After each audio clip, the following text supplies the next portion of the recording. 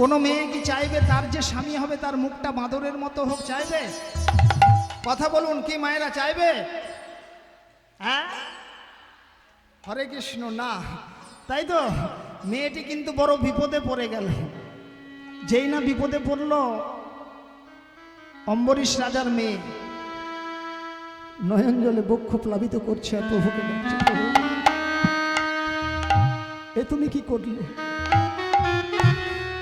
আজকে আমার জীবনের একটা সুন্দর মুহূর্ত, আমাকে পতি নির্বাচন করতে হবে, কিন্তু প্রভু আমার সামনে যারা বসে আছে যাকে পতি হিসাবে নির্বাচন করতে হবে, একজনের মুখটা হনুমানের মতো আর একজনের মুখটা বাঁদরের মতো। প্রভু বলে দাও, প্রভু বলে দাও, প্রভু তুমি বলে দাও, আমি এখন কি করি? এই দুজনের মধ্যে একজনকে যদি আমার স্বামী হিসেবে নির্বাচন না করি তাহলে আমার পিতার অসম্মান হবে। কি করব প্রভু বলে দাও। হরে কৃষ্ণ। মায়েরা সকলেই জানেন প্রভু আমার সব কিছু সহ্য করতে পারেন, দুটো জিনিস সহ্য করতে পারেন না। একটা হলো কোনো ভক্তের অহংকার, যেমন প্রভু সহ্য করতে পারেন না, ঠিক তেমনি আর একটা হলো কোনো ভক্তের নয়নের জল আমার প্রভু সহ্য করতে পারেন না। ও গো কোন ভক্তের নয়ন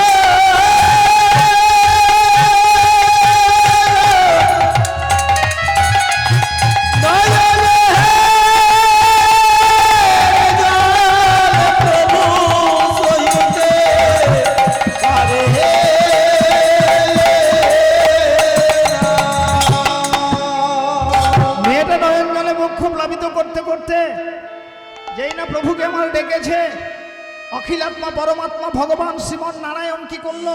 ওই জায়গায় এলো আর এসে শ্রীমতীকে নিয়ে বৈকুণ্ঠে চলে গেল। আর এদিকে নারদ ঋষি, পর্বত ঋষি এ মনে করে যে এই বুঝি আমার গলায় মালা পড়লো, আর পর্বত ঋষি মনে করছে যে এই বুঝি আমার গলায় মালা পড়লো। বেশ কিছুটা সময় কেটে গেল, যখন দেখছে যে কারোর গলায় মালা পড়ছে না, একজন বলে, হ্যাঁ রে ব্যাপারটা কি, মালা কেন এখনো পড়ছে না? দুজন ঋষি যেই না দেরি হয়েছে মুখটা তুলে দেখলো যে শ্রীমতী যে জায়গায় দাঁড়িয়েছিল শ্রীমতী আর সে জায়গায় দাঁড়িয়ে নেই। গেল কোথায়? ঋষিরা কি করলো? ধ্যান যোগ করলো, জানতে পারলো যে শ্রীমন নারায়ণ শ্রীমতীকে নিয়ে বৈকুণ্ঠে চলে গেল। দুজন ঋষিবর কি করলো? ছুটে চলে গেল নারায়ণের কাছে আর প্রভুকে গিয়ে বলে, প্রভু তোমার যদি এই মেয়েটিকে বিয়ে করার ইচ্ছা ছিল তাহলে আমাদেরকে বলতে হয়, আমরা যেতাম না। ভগবান নারায়ণ বলে, হ্যাঁ রে, কোনো মেয়ে তোদের গলায় মালা দেবে? বলে কেন প্রভু? বলে আমার কাছে আয়, আমি দেখাচ্ছি। কি করলো না, দুজনকে দুটো আয়না দর্পণ দিল। নারদ ঋষি দেখলো তার মুখটা হনুমানের মতো, আর পর্বত ঋষি দেখলো তার মুখটা বাঁদরের মতো। বলে প্রভু এমনটা হলো কেন? বলে জানিস না, তুই আমার ভক্ত, আমার কাছে চেয়েছিস আমি দিয়েছি, তুইও আমার ভক্ত, আমার কাছে চেয়েছিস আমি দিয়েছি। নারদ ঋষি আর পর্বত ঋষি বৈকুণ্ঠ থেকে বেরিয়ে এলো, আর বেরিয়ে এসে মনে মনে ভাবছে, আমরা যে কাজ করলাম এ কাজ থেকে কিন্তু অম্বরীশ রাজা বেঁচে গেল। আমার মনে হয় এটা নারায়ণের ভজন সাধনের ভক্তির ফল। তো আর একবার চেষ্টা করব, আর একবার চেষ্টা করব যে নারায়ণের ভজন সাধন অম্বরীশ রাজার দেহ থেকে, মন থেকে মুছিয়ে দেবার জন্য। তারা কি করলো? মা ঠিক এই জায়গায় শুরু, এই জায়গায় মন দেবেন। তারা কি করলো? এই দুজন ঋষিবর নারায়ণের ভজন সাধন মুছে দেবার জন্য ঠিক সেই দিন দুজন ঋষিবর নিজেদের স্বীয় শক্তি থেকে একজন নারীকে সৃষ্টি করলো। রাধে রাধে মায়েরা। নারদ ঋষি, পর্বত ঋষি নিজেদের স্বীয় শক্তি থেকে সেদিনকে একজন নারীকে জিজ্ঞাসা করলো, নারীকে সৃষ্টি করলো। মন দেবেন মা, সেই নারী, সেই মেয়েটির নাম কি রাখলো? সেই মেয়েটির নাম রাখলো বিস্মৃতি।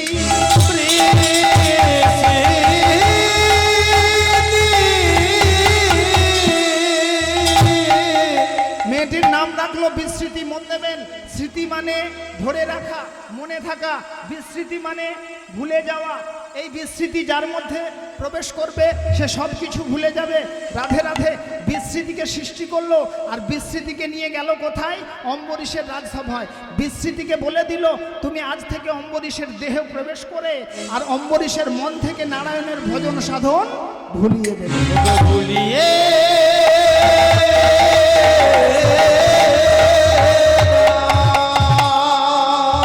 নারদ ঋষি পর্বত ঋষি বিস্মৃতিকে নিয়ে গেল রাজসভায়, কিন্তু সেখানে দেওয়া ছিল, বর দেয়া ছিল অম্বরীশ রাজাকে নারায়ণের, কি না সুদর্শন চক্র। সুদর্শন চক্র বুঝে গেল যে অম্বরীশ রাজার বিপদ। সুদর্শন চক্র কি করলো? নারদ ঋষিকে, পর্বত ঋষিকে আর বিস্মৃতিকে তাড়া করলো। আর এরা তিনজন ছুটতে ছুটতে ছুটতে পৃথিবীর সর্বত্র ঘুরতে ঘুরতে কোথাও লোকানোর জায়গা পেল না। অবশেষে হাজির হলো কোথা? নারায়ণ নারায়ণ নারায়ণ নারায়ণ নারায়ণ নারায়ণ নারায়ণ নারায়ণ।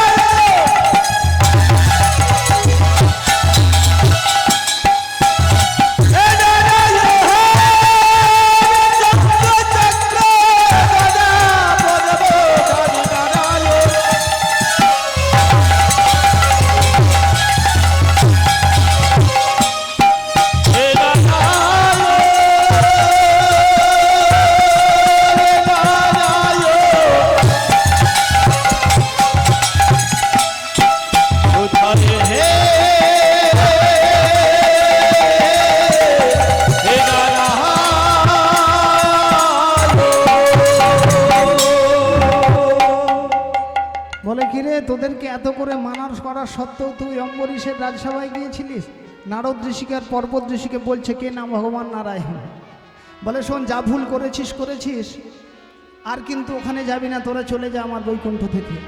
বলে মা কি হলো? নারদ ঋষি পর্বত ঋষি চলে গেল, বাকি রইল কে? বাকি রইল কে? মায়েরা সব ভুলে গেছে। বাকি রইল নারদ ঋষি আর পর্বত ঋষি, যে নারীকে সৃষ্টি করেছিল, যে বিস্মৃতিকে সৃষ্টি করেছিল, বিস্মৃতি পড়ে রইল। এবার বিস্মৃতি নারায়ণের চরণ ধরে কাঁদছে আর বলছে প্রভু আমার কি হবে? আমাকে তো ওই দুজন ঋষিবর সৃষ্টি করলো, সৃষ্টি করে চলে গেল, তাহলে আমার কি হবে? বলে শোনো বিস্মৃতি, তুমি কোনো চিন্তা করো না, আমি ভক্তবাঞ্ছা কল্পতরু ব্যবস্থা আমি একটা করবই। তবে শোনো, এটা তো সত্যযুগ, আস্তে আস্তে ধীরে, এটা তো সত্যযুগ, এই সত্যযুগে তোমাকে আমি আমার মধ্যে রাখবো। মায়েরা মন দেবেন। তারপরে আসবে কি? তেতা যুগ, আর তেতা যুগেও তোমাকে আমি আমার মধ্যে রাখবো। তারপরে আসবে কি? দাপর যুগ। শোনো বিস্মৃতি, ওই দাপর যুগেও কিন্তু তোমাকে আমি আমার মধ্যে রাখবো। তবে শোনো বিস্মৃতি, যেদিন আসবে কলিযুগ, সেই কলিযুগে কিন্তু আমি তোমাকে আমার মধ্যে রাখতে পারবো না। কলিযুগে তোমাকে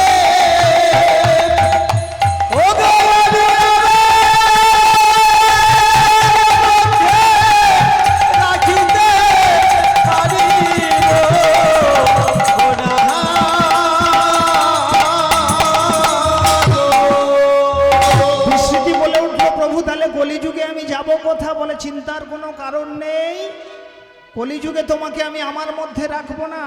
তবে তোমার কলিযুগে স্থান হবে, কলিযুগের মাটিতে যারা জন্ম নেবে, কলিযুগের মাটিতে যারা নরনারী হয়ে আসবে, কলিযুগের মাটিতে যারা স্ত্রী পুরুষ হয়ে আসবে, সেই কলিযুগে তোমার স্থান হবে প্রত্যেকটা মানুষের মধ্যে, প্রত্যেকটা নরনারীর মধ্যে।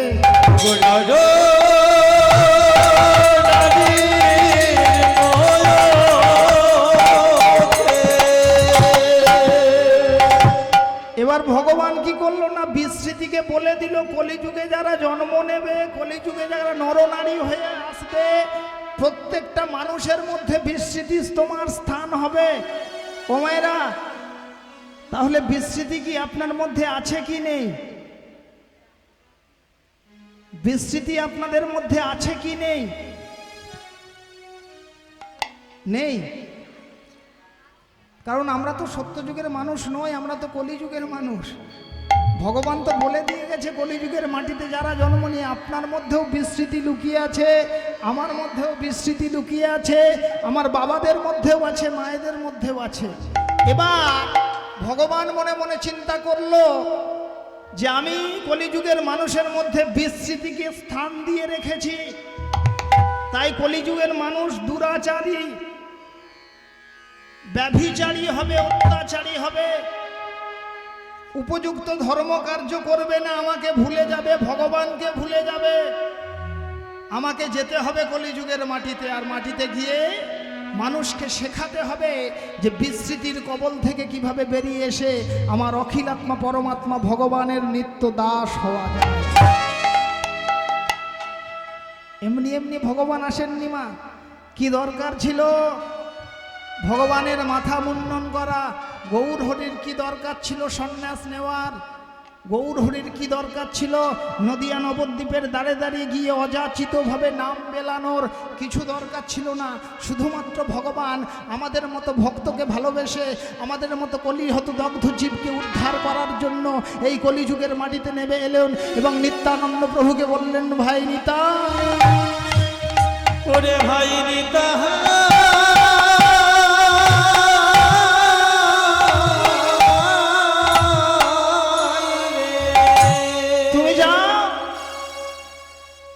কলিযুগের দাঁড়ে দাঁড়িয়ে গিয়ে কলিযুগের মানুষকে বলো একবার হরি নাম নিতে, কৃষ্ণ নাম নিতে। শোনো নিতাই, শোনো, কলিযুগের মানুষের হাত দুটোকে আগে ধরবে। হাত ধরার পরেও যদি কলির মানুষ নাম না নেয়, তাহলে কলির মানুষের চরণ দুখানা ধরবে, পা দুখানা ধরে, পা দুখানা ধরে বললে, ও কলি একবার লাও লাও লাও।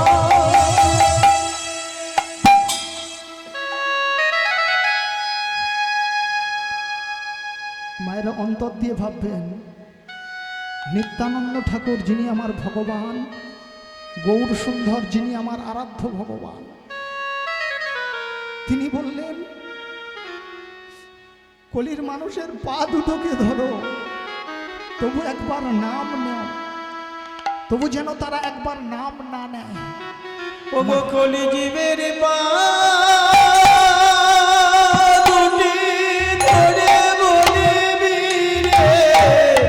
তাহলে যিনি ভগবান, যিনি অখিলাত্মা বিশ্বেশ্বর পরমাত্মা ভগবান, তিনি আমাদের নাম নেওয়ার জন্য পায়ে পর্যন্ত ধরতে রাজি। কিন্তু আমরা এমন কলির জীব, আমরা সেদিন প্রভুকে বলেছিলাম, না তোমার নামের আমার দরকার নেই। হরে কৃষ্ণ। যে মায়েরা এখানে উপস্থিত হয়েছেন, যে বাবারা এখানে উপস্থিত হয়েছেন, সকলকার চরণ ধরে একটি আমি মিনতি করব, মা, ভগবান আমাদের চরণ ধরতে রাজি হয়েছিল, তার বিনিময়ে কিন্তু ভগবানকে আমরা কিছু দিতে পারিনি। মনে মনে চিন্তা করবেন যে ভগবান আমাদের জন্য কি না করেছে। 10 মাস 10 দিন থাকার জন্য সুন্দর এই মাতৃগর্ভে স্থান দিয়েছে। ভগবান চিন্তা করছে যে ভক্ত আমার মাতৃগর্ভ থেকে বেরোবে, এই পৃথিবী ধরাধামে খাবে কি? ধরাধামে এসেই তো সে আর খাবার খেতে পারবে না, তাই কি করলো? মাতৃস্তন দুগ্ধে স্তন সঞ্চার করলো, দুগ্ধ সঞ্চার করলো। বড় হয়ে ভক্ত খাবে কি? বৃক্ষে দিল ফল, শস্যপূর্ণ বসুন্ধরা, ভক্ত বড় হয়ে সেবা করবে, জীবন ধারণ করে বেঁচে থাকবে, আর বেঁচে থেকে আমার নাম গুণানো কীর্তন করবে। কিন্তু আমরা রমণ মানুষ সবকিছু ভুলে গেলাম। তাই তাই মায়েরা বলবো আজকে যারা যারা এখানে উপস্থিত হয়েছি অখিলাত্মা বিশ্বেশ্বর পরমাত্মা ভগবানকে সম্মান জানানোর জন্য কি মায়েরা একটু কীর্তন হবে? হবে না? না বড্ড ঠান্ডা পড়েছে আমি বুঝতে পারছি। হরি বল হরি বল।